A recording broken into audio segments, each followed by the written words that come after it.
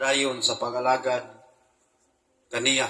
Nagpadayon ta sa pagdaig, pagpasalamat, no?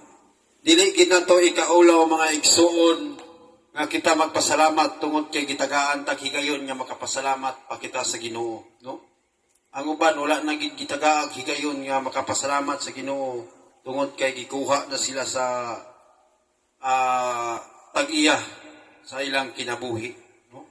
Dili kita maulaw magpasalamat tungod kay ang pagpasalamat nato libre, no?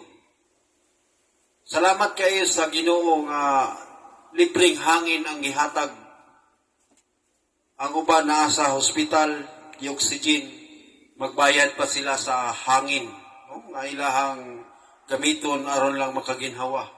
So Hihigan sila sa Ginoo nga maka-answer og tarong o maka-study sila kay karong exam sa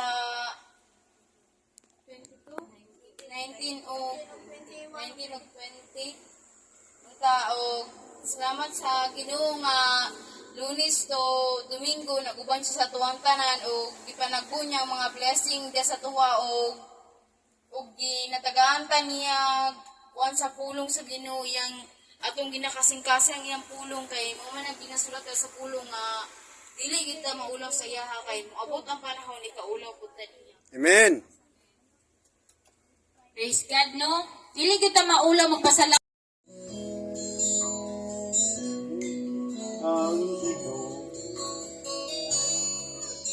sa mga katuigan nga naangkon ko,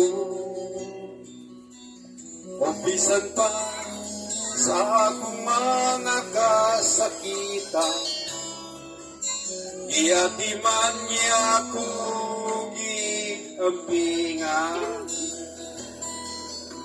Unsa man ang ibalos ko sa Diyos,